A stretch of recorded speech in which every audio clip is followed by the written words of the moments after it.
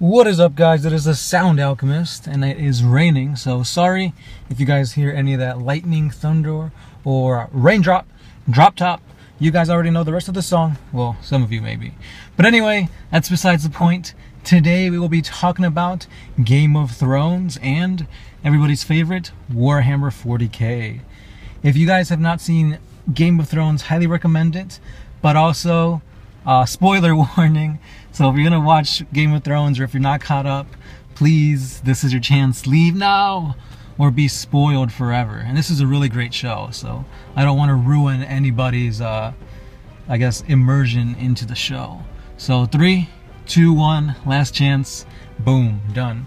Alright, so usually you guys ask me questions on For the Greater War, but it is time for me to ask you guys a question. So about 2 years ago, prior to me starting my Celestial Sons army, I was thinking about doing a Space Wolves chapter based on Game of Thrones, more specifically the Starks. So I had an idea of having my leader be Lord Commander Jon Snow. As everybody knows, he knows nothing, or maybe he knows more than he let on. I don't know. Anyway, so the whole theme of this army was, since Jon's lineage at that time was rumored to be half Stark, half Targaryen, now it's pretty much confirmed. So the whole theme was going to be a snowy Space Wolves army, but they can also wield fire, as in the Targaryen blood. So he's got, you know, the Hellfrost weapons, as well as like flaming swords and, you know, flaming psychic powers and stuff like that. So, as I said before, Jon Snow was going to be my captain of the whole army. He was going to be riding on a Thunderwolf ghost. So I was going to have Jon Snow on his Thunderwolf mount, painted white. I just thought this was a pretty badass theme, because then I could use the rhinos and like have emblems of the Stark sigil, you know, the wolf head and everything, and I could have like freehand drawings and whatnot. So I was actually going pretty in depth with it, but I ended up going with the Celestial Sons. So now that I have the Celestial Sons, I kind of have my Psyker fix. And I also collect Grey Knights. So my question to you guys is, should I sell my Grey Knight army and begin this Space Wolf Game of Thrones crossover army? I asked this to you guys because I've never really played Space Wolf. We have one guy in our play group who just started playing Space Wolves, and I've only had one battle with him, and that was like a year ago.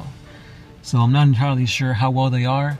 I know 8th edition's coming out, so that's probably going to blow things, you know, out of the water, as to nobody really knows how good anything is anymore, with the new rule changes and stats and all that. So in your guys' opinion, would you like to see this on the channel? Now, I'd probably sell off the army. First off, I'll put it up on Facebook. If any of you guys are interested, just shoot me an offer. But again, I'm still trying to debate whether I should do it or not. But anyway, let's go on to the rest of this army that I had planned out. So as you guys know, Jon has brothers, or stepbrothers, now that we know. Theon, which I didn't want to include him in the army, and it doesn't really count as like a brother, but anyway, whatever. So we go to Robb Stark. Robb Stark, I was going to have him be the second in command. He was going to kind of be the his other backup rider in his Thunderwolf cavalry.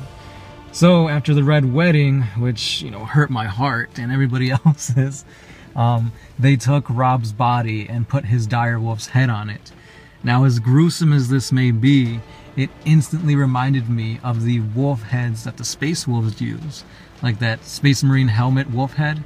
So I was going to have that Space Marine with that wolf head mounted on the Thunderwolf mount in the same colors as his direwolf.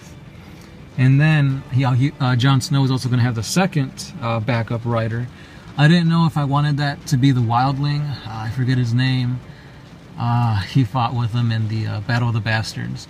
Or if maybe I wanted like Sansa and Arya to be in it as well. So if you guys have any ideas how I can put Arya and Sansa kind of into the whole Space Wolf thematic, please let me know. Going on, we have Bran Stark, aka Bran Stark, aka the new Three-Eyed Raven. So this one's pretty easy, since he can warg and do all this crazy stuff. he is now a rune priest. So that wasn't too hard. Now the actual one that I had a little bit of issues is between Hodor and Ned Stark. They're so different in character, but I wanted one to be like a dreadnought. So I didn't know if the big hulking, you know, behemoth would work well for Hodor, or if I should have someone more like Bjorn the Fell-Handed, who's like wise and they come to him for, you know, knowledge, be Ned Stark. So that one I'm gonna leave up to you guys. Which one do you think makes more sense? Maybe one could be a Contemptor while the other one's like a Leviathan or something like that. And then we have the Blood Claws and the actual, you know, the actual troops. I didn't know what to do with the troops for this army. I didn't know if I just wanted to make something just like an elitist force or like a, what do you call it? Like a pedestal army. Just something that's thematically cool, not necessarily the best on the battlefield.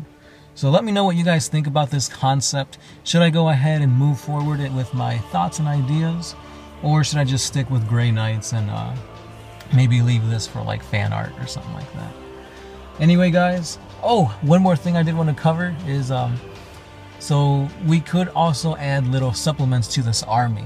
So for example, the Dark Angels could be the Lannisters, and we can have Daenerys be like a salamander, having her 3 dragons be incorporated as war gear. So Drogon, he could be like a gauntlet of fire or something like that. I just want to add that little piece into it. But again guys, let me know what you guys think. Hit me up on Facebook if you have more thoughts and ideas, or let me know in the comments down below. And that's pretty much all I have for you guys today. Just a little thought and speculation video instead of the 40 facts. Also let me know what other characters or war gear options, or vehicles for that matter, do you guys want me to do some more 40 facts on. Do hit us up on our Instagram, Patreon, Facebook, and Twitter pages for more 40k content. On Facebook, we've got some epicness in the form of 8th edition stuff that has been provided thanks to the Warhammer 40,000 page, as well as like pictures and other giveaways and whatnot. Instagram and Twitter is more just like letting you guys know when we upload. And then we got Patreon. So for $1 a month, you guys can get some creepypastas and some For the Greater Walls specific tailored to our patrons, and some more awesome stuff as well. So if you haven't already, please subscribe, please share, comment, and like, because if you support this 40k page, it's gonna let YouTube know that, hey, you're interested in 40k, and you'll get some more 40k content in your recommended feed. Also, it supports the community, and more 40k likes is great for everybody. And that's all I have time for you guys today. As always, I am the Sound Alchemist, part of One Mind Syndicate, and I am out of here.